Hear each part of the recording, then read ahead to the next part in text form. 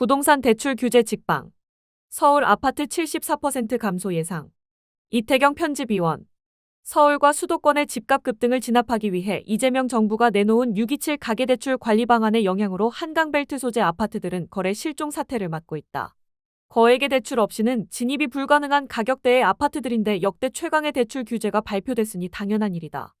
민간 부동산 정보업체의 분석에 따르면 이번 가계대출 관리 방안으로 인해 대출 감소가 예상되는 아파트는 전체 아파트 가운데 74%에 달한다.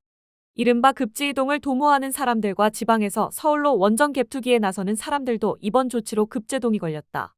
금융을 더 바짝 조이고 서울 소재 직주 근접 입지에 신속한 주택 공급 계획을 발표하는 등 전광석화와 같은 후속 대책이 필요한 시점이다. 이재명 정부가 내놓은 초강력 대출 규제가 시작된 지난 28일. 집값 급등을 이끈 서울 마포 용산 성동 등 이른바 한강벨트 일대 부동산은 거래 실종 상태에 직면했다. 현장에서는 매도인과 매수인 모두 한동안 관망세를 보이고 이에 따라 거래량도 크게 줄 것이란 전망이 나왔다. 서울 마포구 아파트 인근 공인중개사는 대출 규제 발표 첫날엔 급하게 계약일을 앞당기려는 매수자들이 몰려놓고 뜰 새가 없었는데 규제가 시작되니 매수 문의가 뚝 끊겼다고 말했다. 마포구 아현동의 한 공인중개사도 이미 지난주부터 매수 문의가 감소하고 거래가 크게 줄었는데 기습적인 대출 규제 발표로 지금은 매수를 저울질하던 수요마저 사라졌다며 시장 움직임과 가격 동향을 관망하는 수요가 늘면서 한동안 거래 절벽이 나타날 것으로 예상된다고 분석했다.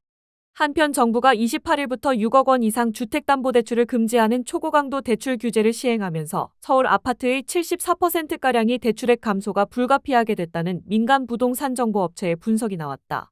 29일 부동산 알백14의 수도권 아파트 평균 시세를 토대로 분석한 결과 주택담보대출의 여신한도가 6억 원으로 제한되면서 서울 전체 25개 구 가운데 18개 구의 대출액이 종전보다 줄어들 것으로 예상됐다. 이들 18개 구의 경우 비규제 지역은 주택담보대출 비율 70%, 규제 지역인 강남 3구와 용산구는 LTV 50%를 적용했을 때 차주의 소득에 따라 최대 6억 원 이상 대출이 가능했지만 이번 규제로 대출액이 6억 원 한도로 제한된다. 가구 수로는 총 127만 6,257가구가 타격을 받는다. 이는 서울 시내 임대아파트를 제외한 전체 재고아파트 약 171만 7,384가구의 74%에 해당하는 규모다.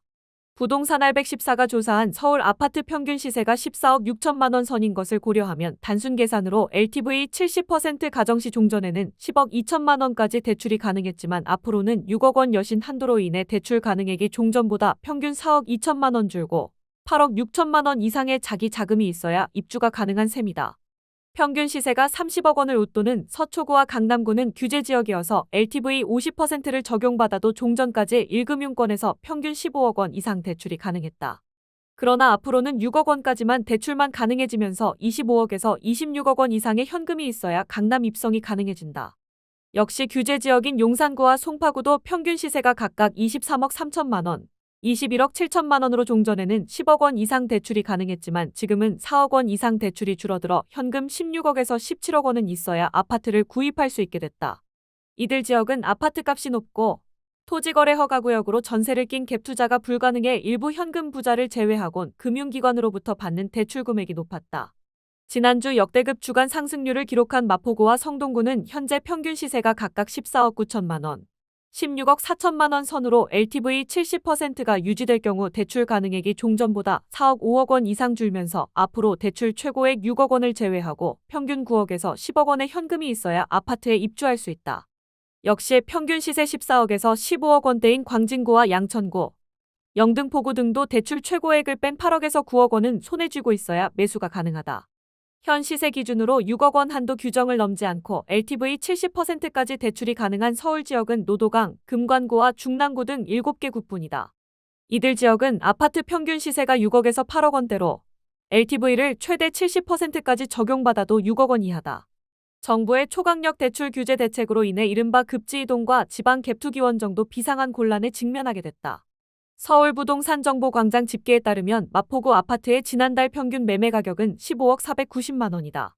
무주택자라면 비규제 지역 LTV 70%를 적용해 최대 10억 5천만 원가량 대출이 가능했다. 현금 4억 5천만 원이 있으면 매매할 수 있었지만 이제 6억 원까지만 대출이 가능해지면서 현금 9억 원을 손에 쥐고 있어야 한다. 대출이 극적으로 줄어들면서 통상 말하는 상급지 이동에 제동이 걸린 것이다. 또한 지방 거주자들의 원정 갭투기도 곤란해졌다. 현금이 충분하다 해도 주택담보대출을 일부라도 받을 경우 6개월 이내 전입 의무가 부여되기 때문이다. 한국부동산원의 월별 매입자 거주지별 통계를 보면 지난 4월 거래된 서울 강남구 아파트 546가구 중 120가구를 서울 밖에서 거주하는 외지인이 사들였다. 서초구의 경우도 같은 달 거래된 519가구 중 99가구를 외지인이 구입했다. 최근 한강벨트 소재 아파트들이 불타올랐던 큰 원인들이 거액의 대출을 낀 상급지 이동과 지방 갭투기 원정이었음을 감안할 때 이재명 정부의 627 가계대출 관리 방안이 시장 안정에 기여할 확률이 매우 높다. 이재명 정부가 급한 불은 잡은 만큼 후속 대책도 조속히 마련해 시장 심리를 안정시켜야 한다. 우선 대출을 더 바짝 조여야 한다. 전세대출과 정책대출을 DSR에 포함시켜 금융 소비자들이 받는 대출을 소득과 최대한 가깝게 밀착시켜야 한다. 주담대 위험 가중치 상향 등을 통해 금융 공급자인 은행이 부동산 대출을 스스로 격감시킬 수 있도록 유도해야 한다. 지난 25년의 경험이 보여주듯 금융은 이미 실물 경제와 완벽히 유리된 채 부동산 부문을 포함한 자산시장 버블만 팽창시키는 역할로 전락했다. 아울러 수요가 밀집한 서울의 무주택자들을 위한 주택 공급도 서둘러야 한다. 때마침 정부는 시장 상황을 보며 이르면 다음 달께 주택 공급 확대 방안을 발표할 예정이다. 정부는 수도권의 신규 택지를 대거 지정해 물량을 늘리는 것보다는 공공기관과 기업이 보유한 유휴부지와 역세권 상업지구를 고밀 개발해 도심 내 공급을 확보하는 방안을 고심하는 것으로 알려졌다. 이른바 직주 근접 선호가 강해진 점을 고려해서다.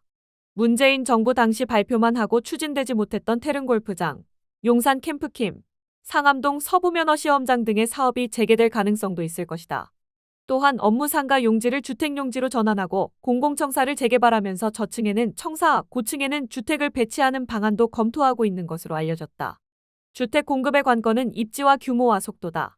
직주 근접에 위치해 대규모 주택을 최대한 신속히 공급하겠다는 구체적 계획이 발표되면 무주택자들의 추격 매수나 뇌동매매는 잠잠해질 것이다.